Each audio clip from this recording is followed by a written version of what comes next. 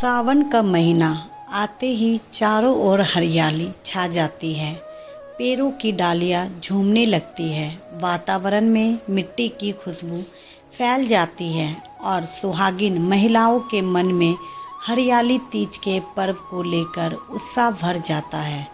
हरियाली तीज केवल एक व्रत नहीं बल्कि माता पार्वती की अटूट भक्ति, तपस्या, प्रेम और समर्पण की याद दिलाने वाला पावन पर्व माना जाता है।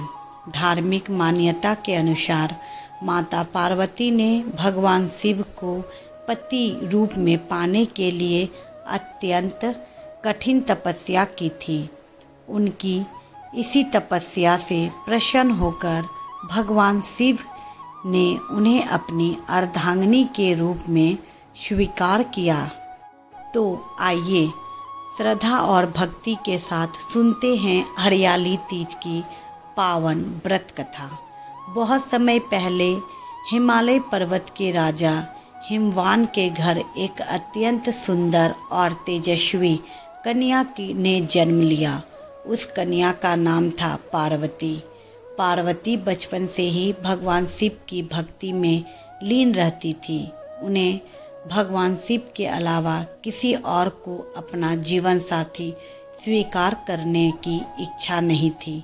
जैसे जैसे पार्वती बड़ी होने लगी, राजा हिमवान को अपनी पुत्री के विवाह की चिंता होने लगी। एक दिन देवर्षि नारद राजा हिमवान के महल में आए। राजा हिमवान ने उनका आदर सत्कार किया और अपनी पुत्री के विवाह के विषय में उनसे सलाह मांगी।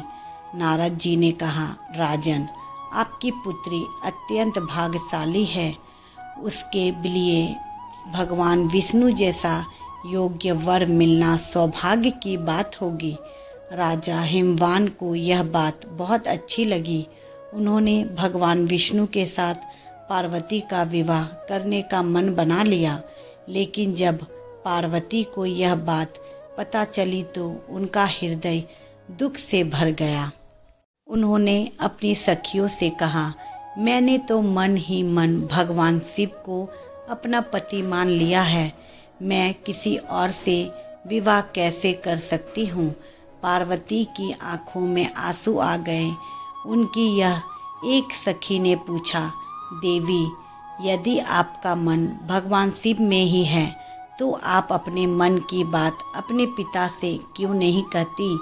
पार्वती ने कहा, मैं अपने पिता का अपमान नहीं करना चाहती, लेकिन महादेव को पति रूप में पाने की मेरी इच्छा मेरे हृदय में जन्म जन्मांतर से है। इसके बाद पार्वती ने भगवान शिव को पाने के लिए कठोर तपस्या करने का निश्चय किया। वह महल की सुख सुविधाएं छोड़कर एकांत वन में चली गई। वन में ना कोई राजसी बिस्तर था, ना महल का भोजन और ना ही आराम। कभी वह खुले आकाश के नीचे बैठकर भगवान शिव का ध्यान करती तो कभी पैरों की छाया में तपस्या करती। कहा जाता है कि माता पार्वती ने कठोर परिस्थितियों में भी अपनी तपस्या नहीं छोड़ी। उन्होंने अन्न और जल का त्याग करके महादेव का ध्यान किया और अपने मन में केवल एक ही संकल्प रखा, हे महादेव, यदि मेरी भक्ति सच्ची है तो आप मुझे अपने चरणों में स्थान अवश्य देंगे। समय बीतता गया।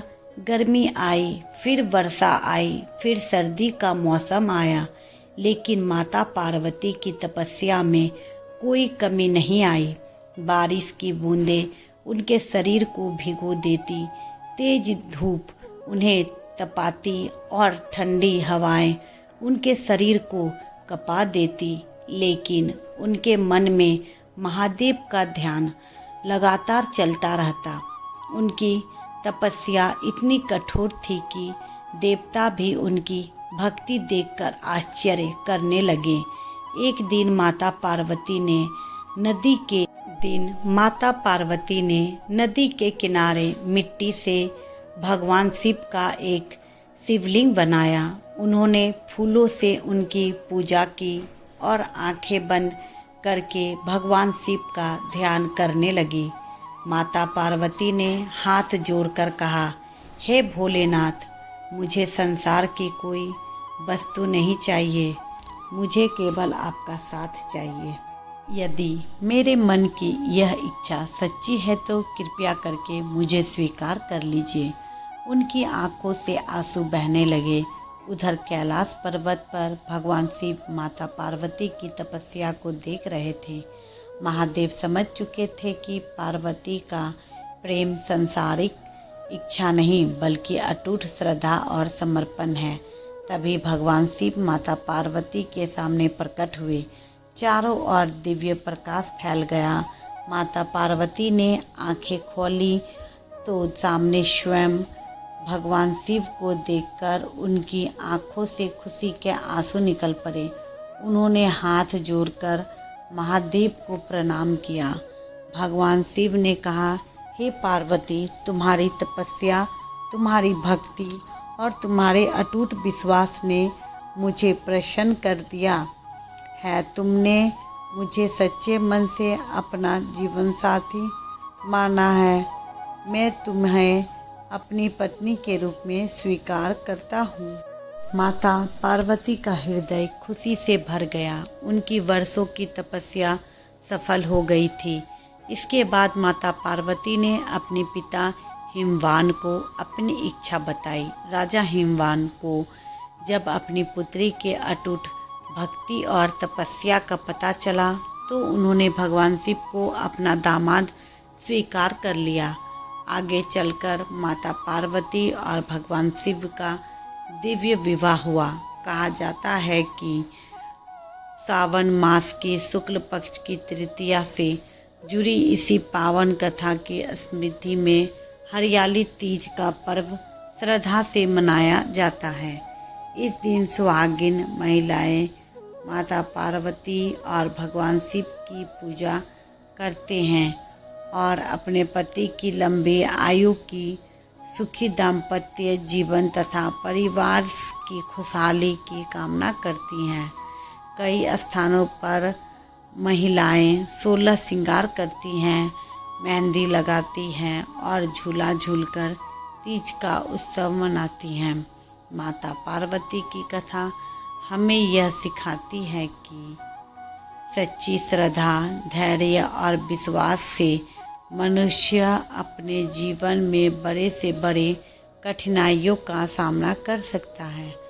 माता पार्वती ने अपने प्रेम के लिए कभी अहंकार नहीं किया बल्कि धैर्य और तपस्या का मार्ग चुना। उनका विश्वास इतना अटूट था कि स्वयं महादेव को उनके सामने प्रकट होना पड़ा।